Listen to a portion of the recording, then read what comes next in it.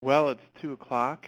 I would like to get us started and make sure that we get through the material we need to get through today. I want to welcome you all. I know we have Julie Ivy on the phone call. I believe we have David Eisenman and James on the, signed in on the web page. Welcome to both of you. Anna Hoover is listening online but isn't on the phone. Welcome. Thank you all. I do very much appreciate your time in coming. This is important work that we're doing, and your input is useful in the process. So we're going to start today. Brian, why don't you advance the slide 1 to the agenda for today? We only have one item on the agenda, and that is to talk a little bit more about the Delphi expert panel approach and composition. So I hear a couple of other people have beeped in. If you want to, before we get started, why don't we just kind of go around once more. I'm Chris Bollinger. Mike Childress is on the phone with us. Julie Ivy is on the phone with us. Who else has joined us? Bob Burhans. Hi, Bob. Thanks for coming. David Eisenman. Hey, thank you. It was David Eisenman, sorry, and this is Glenn May. Okay, great. Thank you both for coming, and as I said, we're going to kind of get going so that we can get through everything we need to today. The only item we really have on the agenda is the Delphi expert panel approach and composition. And I think what I'll do is we'll go one more slide. Brian, if you would.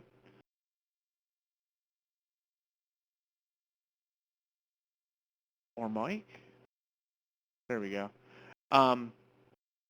So we've talked about constructing the weighting through a Delphi panel, through the online Delphi approach. And Mike, do you want to just take over from here and Sure. walk us through what we're going to do then? Yeah, I'd be happy to. Now, in Thanks, earlier presentations of this, the Delphi weighting approach, we've talked about the 3 different waves and focusing on item measures and then subdomains and domains. Really today all we're focusing on is the item measure aspect of it, even though we list all 3 in that first talking point there on this slide. And one of the things that has came up in the, I guess when we talked about this last month, was, how do we set the stage? What's the context for providing, enough information to inform the expert assessment, but not so much information that we just make this an onerous exercise and weigh people down with too much detail. And I think that that's kind of a fine balance that we have to achieve, and something that maybe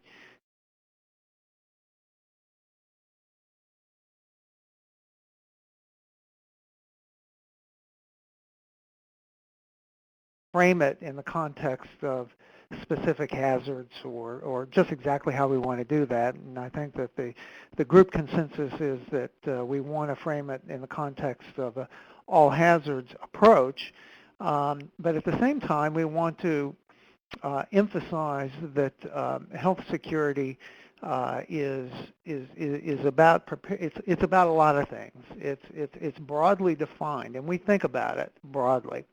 That it's about preparedness, it's about protection, but it's also about resilience. And it doesn't just involve what government can do for you.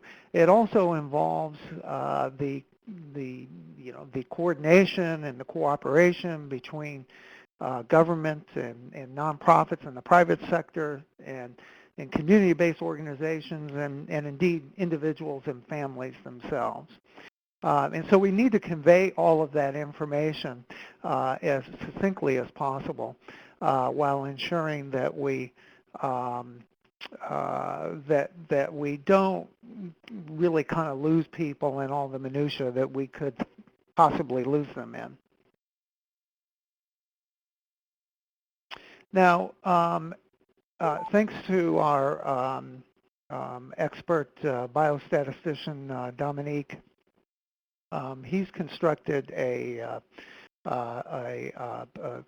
visual analog scale, as you see illustrated here. This is a beta version of the first subdomain. And as I indicated earlier, what we're really focusing on here today is just really the item measure portion of this Delphi. And so this just shows 3 of the, I believe there are 11 item measures in this particular subdomain, which you see listed there at the top. This is essentially what an expert who is participating in this Delphi analysis will see. They'll log on. It'll be, of course, an online tool. They'll initially fill out some basic background information about themselves, but then they'll click into this portion of it, and they'll be asked to move this slider from left to right to indicate the degree to which this particular measure corresponds to the subdomain. And if they want more information about this particular measure, they can click on the word here, which will take them to the NHSPI website, where each of the item measures are defined in their, in their fine detail. At any point, please just type a question in, or I was just reading James's text. I was just looking at you. The chat box is available too. If anyone has any comments or questions thus far, but this just shows 3 of the item measures, right? So you can see what they will look at, and I just went in and played with it and just arbitrarily set 3 values on the first 3 item measures. Now, which measures are they going to see, or which measures are they going to be asked to assess? And it will be the 178 measures that are currently used to populate the index, in addition to 50 to 60, maybe closer to 60 additional measures that we garnered through the call for measures and other mechanisms that we've been using these last several months to solicit input from the user community on what kinds of measures ought to be used, and also information that came in through these work group conversations. Now, this is a kind of a distilled down list of the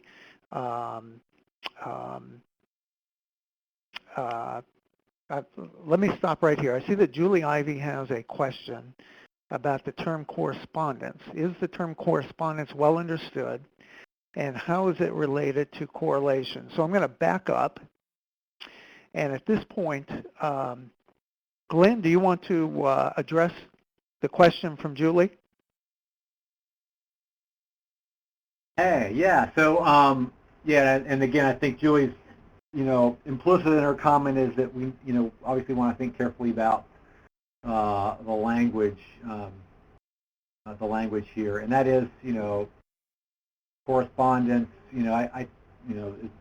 There's probably some less technical language we could use there.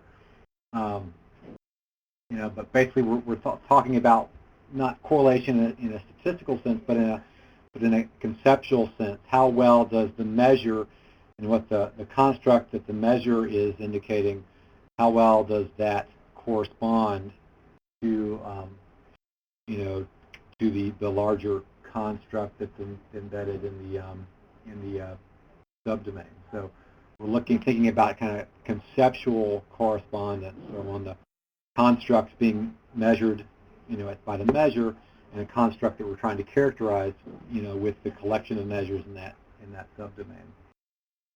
So can I ask a follow-up question? Is it okay then for several measures to have like a 10? I guess that was the other thing I was trying to allude to. Or is it that only a few would have a one, but you're trying to distribute kind of this correspondence, or do you think it would imply fine to everyone that you could have several 10s or high numbers? Yeah, I think you could have several 10s. I tend to think about, at least the way I conceptualize this, partly based on my disciplinary training, but kind of a Venn diagram. If you think about a circle, a space that characterizes the conceptual space of the subdomain, if you've got measures that maybe are smaller circles but fit totally inside the circle of the subdomain, that's strong correspondence. That measure is fitting inside the conceptual space that is that's defined by the larger construct. Whereas if you've got a measure that's partly overlapping with the construct space and partly non-overlapping in a Venn diagram, then that would be less correspondence. If you've got a measure that's totally outside the circle, of the subdomain, then that would be very, very low correspondence. So, that's partly what we're trying to get at. We've got it's kind of a our domain and subdomain constructs are latent constructs, and we're trying to use multiple kind of imperfect measures to characterize that construct, and we're trying to get the experts to tell us how well the individual measures are are kind of fitting into the overarching latent construct that we're trying to characterize at the subdomain and domain level. Okay. But again, the language here, we would welcome thoughts about kind of how to better characterize that. The Venn diagram visual is actually quite helpful. I wonder if Did I describe it orally for you? Yeah, I think I tend to find that to be the case too. It helps my thinking. Okay. Yeah. Any other questions? I would say, Julie, that right now all of the measures are weighted a 10, if you will, or they're all equally weighted a 5, or whatever it is, because they're all within a subdomain. They're all equally weighted something, and mathematically it really doesn't matter the way that it's currently structured. So what we're trying to get is some discrimination between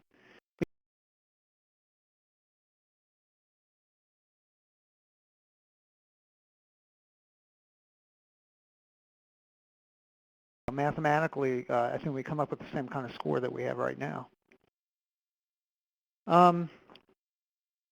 So what the Delphi experts, and by the way, it's our hope, and that all of you will be will include yourself in this process. I may have mentioned that last month, and we'll get to it here in a few slides, but we fully want to leverage the expertise that the analytic methodology and model design work groups can bring to bear in this process, and so each of you will be playing a role in this. And as such, you'll be seeing 178 measures that are currently populating the index, in addition to 50 to 60 additional measures. And this is, we've got them grouped in right now. They've come from about 5 broad categories, and this is these categories and these measures come from the NAC meeting, the various work group meetings, the call for measures, and they include a handful of measures from the RWJF Culture of Health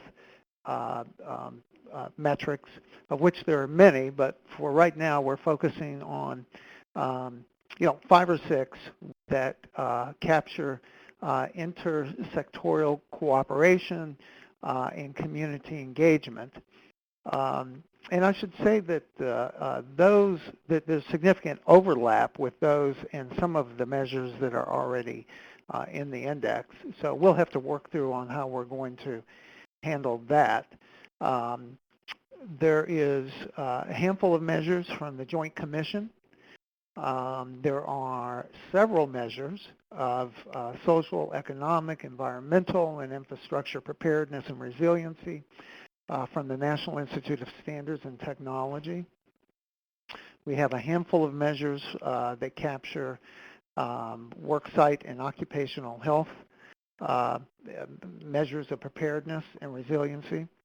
And then this final category on fatality management is actually a subdomain that was carried forward from the previous Program Management Office, but was not used in the computation of current index scores.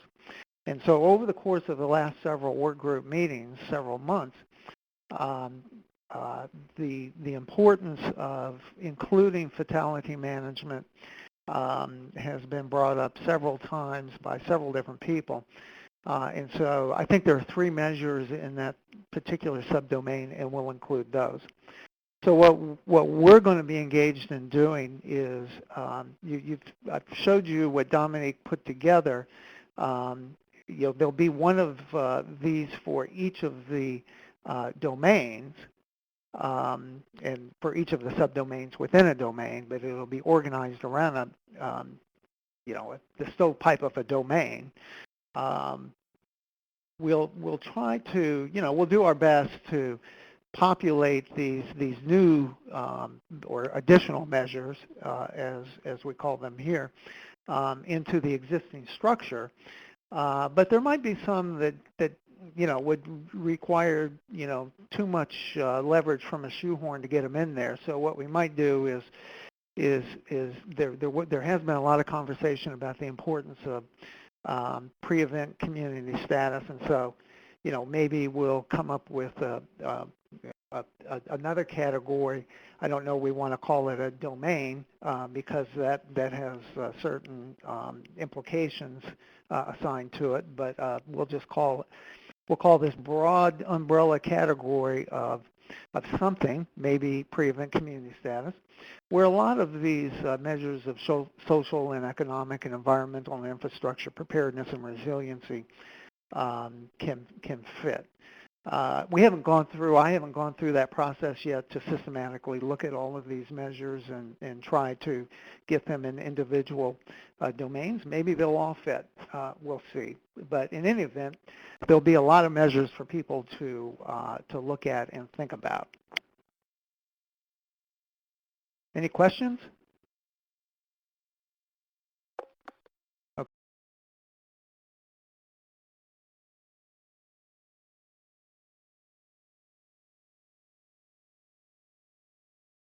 Talk to the work group about today. The first is, how do we properly set this context?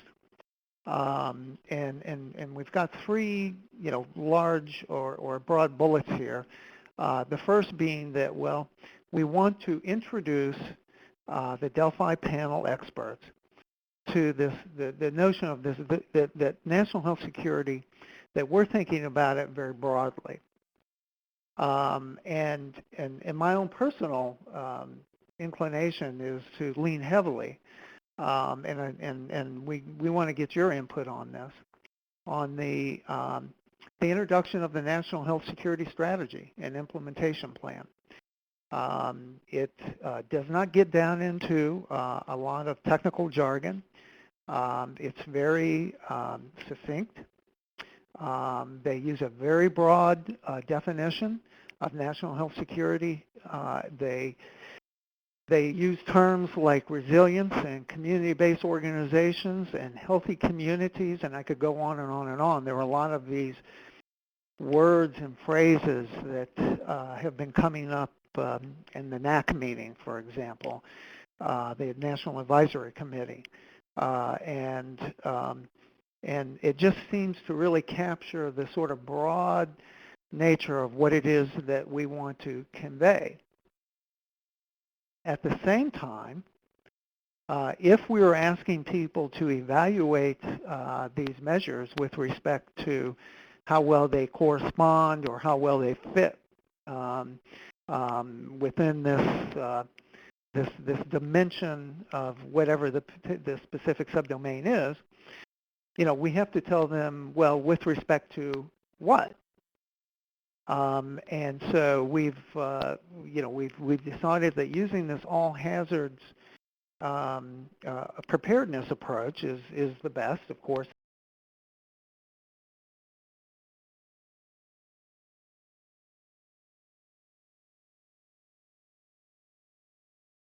Importance of introducing the Delphi panel to the 15 national planning scenarios. I think this really came out last month in the model design Workgroup meeting. And there is a brief document that is available on the FEMA website that has it's called a fact sheet on the 15 national planning scenarios. It doesn't go into any detail about any of the specific scenarios except to describe them in one sentence. That is to say, a nuclear attack, or I'm looking at it now, a cyber attack, a chemical attack, and so on. And so we could just briefly describe it on the web page and then provide a link to that, if just like we're doing with the item measure detail, if the Delphi participant wishes to obtain more information about these planning scenarios. And then finally, we would want to describe the subdomain, because as we have it set up now, it's just, the title of it is listed. And one might ask, well, gee, what does that mean? And here I have the detailed definition that we provide, or that is provided, for the subdomain that is listed on the beta version.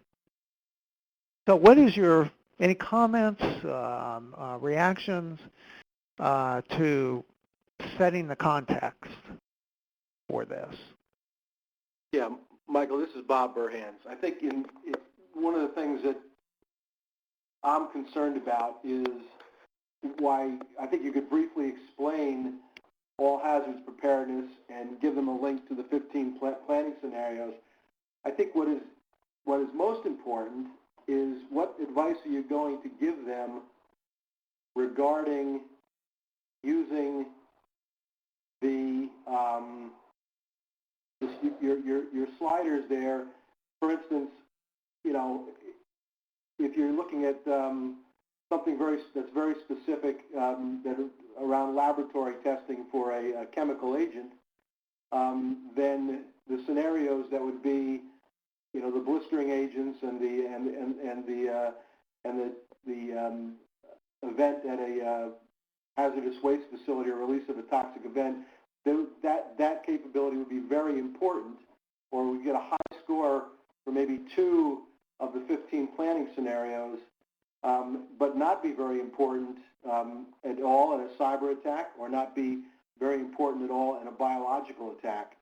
So when they move that slider, back and forth, I think it is kind of self-evident how they do that for the subdomain they're working in, this measure in the context of its subdomain.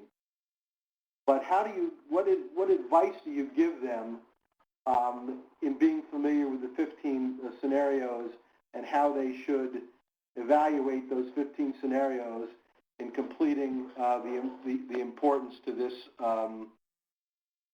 in moving it back and forth?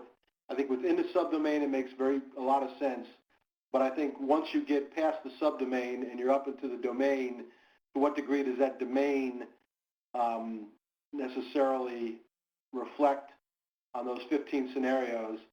I mean, I went through it and did it just on a few of them, just so I would practically have experience in looking at it and trying to do it for myself. And it's not easy to do. I mean, it's easy to do for taking a look at a measure or a subdomain or a domain for each one of those 15. But then how do you roll it up and give it an overall score if it's important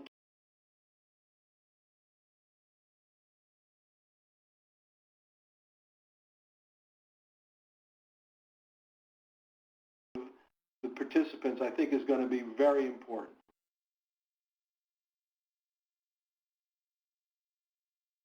Thanks, Bob. Well, let me ask you, how would you do it? Well, I've been thinking about that. I know you have. That's why I asked you. I'm less concerned about. I think at the subdomain level and doing the weighting that we're doing here, I think the correspondence is very clear. This is to the subdomain. But as we roll up, I think we may actually have to take a look at it against the 15 scenarios, and almost, not at the measure level because there's too many measures for us to do that with. But as we get past the subdomain and take a look at the domains and how important are how those domains influence against the national planning scenarios, I think at that point in time it might be good to actually complete it for each one of the domains, is to complete it for each one of the individual 15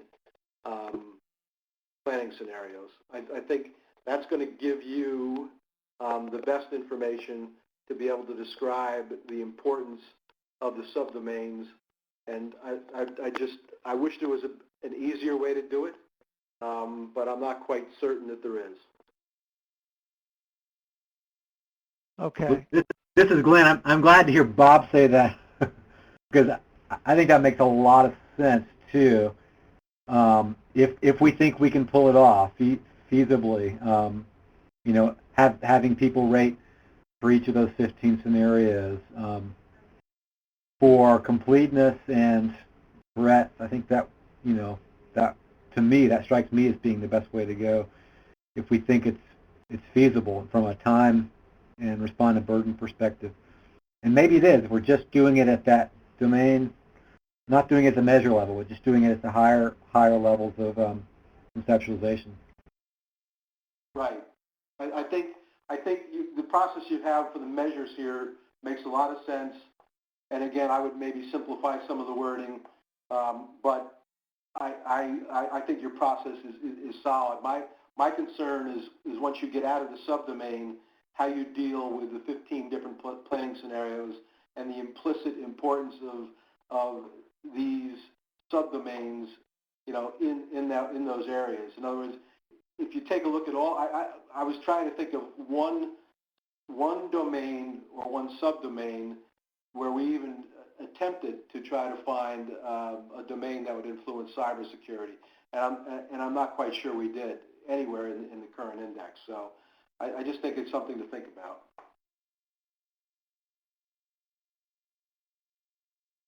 Great stuff. Any other comments? Well, I may have missed this at a previous meeting since I missed the last meeting. This is David Eisman, by the way. Are we envisioning that there's any kickoff with the participants that gets them on the same page, or are we requesting that they read up these materials prior to doing the Delphi process, and that they do this on their own? Right. No, that's a great question. I guess my thinking was, let me get a bunch of Delphi experts, and then I'm going to but I think it makes a good sense what you're describing, that we probably maybe we do something like this once we get everyone identified and agreed as a participant. We kind of walk them through, talk about this, and then turn them loose, and then follow up with an email. But But I think that the overriding principle in my mind is comprehensiveness. We want to make sure that everyone has all the same information, all the same instructions, that everybody understands the expectations, and that that we're all on the same page together. Right. Then it sounds like some kickoff might be useful, because to depend on them to read the material and absorb it on their own might be asking more than we can feasibly achieve. Right. Right. Okay. Yeah. Great. Which gets us to the identifying the participants. So what we're really looking for here are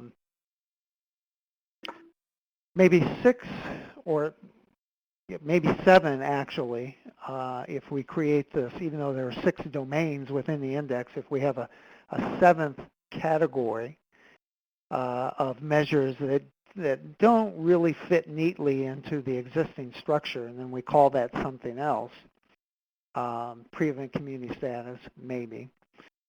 So if we have 6 or 7 groups of experts, that's what we're looking for. And there could be an expert who has sufficient knowledge and expertise that they can serve usefully in more than one domain. Then that's fine too. We don't have anything against that. We're looking for a mix of practitioners and researchers to participate in this. And as I indicated earlier, that we're planning on using workgroup members, you folks and your colleagues, and I guess I'm making an appeal to you to send anybody in the program management office some of your recommendations of potential candidates for this process. Now, 2 weeks ago, I sent an email out, and we got some names of people, but we need more names, and we're going to start systematically going after this. We've got a lot of balls in the air here that we need to get going, but I guess I'll just leave it with that. If you've got ideas about people who have particular expertise and knowledge, who you think, about, let's say, think about the 6 domains, who you think would be, good participants, then, please let us know.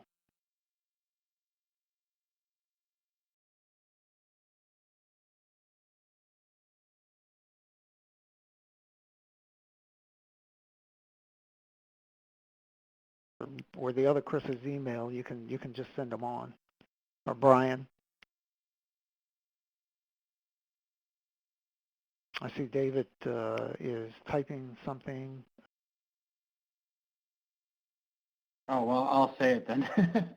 Okay. Well, it might help at least me to help you on this, to see a Google spreadsheet with the domains and the experts and practitioners you already have under there, or even just Okay. the experts and practitioners you have under there. It would spur my thinking,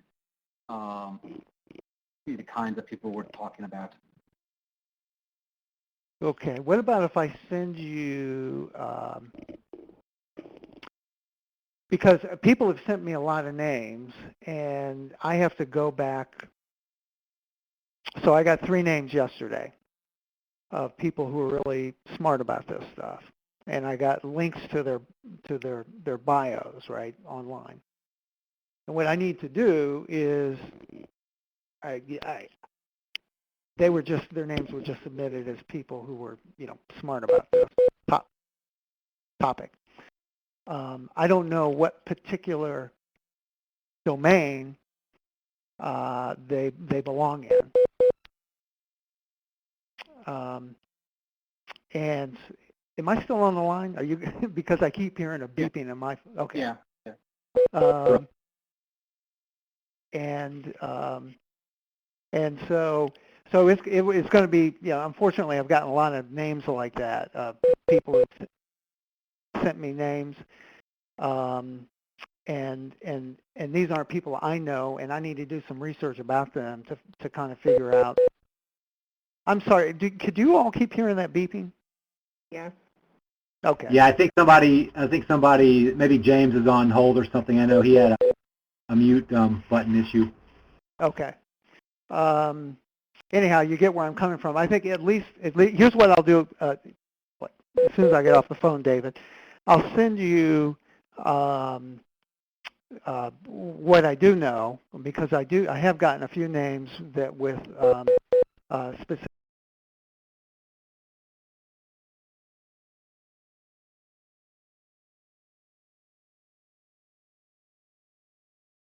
PDF that shows the structure of the index, and it lists all of the domains and subdomains. And so you think, oh, well, so-and-so is really smart about, whatever the subdomain is. I think they'd be a good person. And then that would be a quicker way to approach it while, I continue to figure out where to place some of these folks who I don't know exactly where they should go. All right, Does that maybe sound just a reasonable? list. Yeah, maybe a list of who you have so far. Okay, great. That would be great. Okay.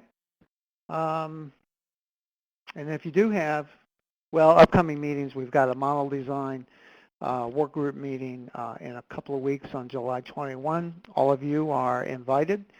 And I think you received this information. We send out the information to both groups for each of these meetings each month. But if you do have, here's the contact information for me, Glenn, and Anna. Okay. Well, right. Let me just jump in. This is Chris Bollinger again. I've been pretty much silent because I think Mike was, as usual, doing a great job. And I want to thank Mike in particular for all his work this month on the Delphi, and Dominique, he's not online, but him as well. They've done a lot of heavy lifting. And Mike, thanks again for taking the lead today. I do appreciate it.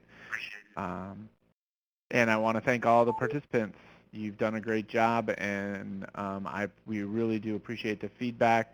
We've got some good ideas here on how to structure this and how to convey the basic ideas to the Delphi panel. And please, please, I can't stress enough, Mike already said it, but I'm going to dive in. Listen, please send us names. Mike's going to get the list of names that we've already got up, I guess, and I would really appreciate anyone you can think of. We'll sort through it and we'll make all the contacts, but we need some help in identifying people. Is that anything else, Mike? No, I'll ask Glenn to jump in here. Yeah, I was gonna. Glenn, no, I think that's it. You guys did an excellent job. So thanks. All right then. Thank you all for attending on a lovely mid-July day. I hope that we didn't take too much out of your day.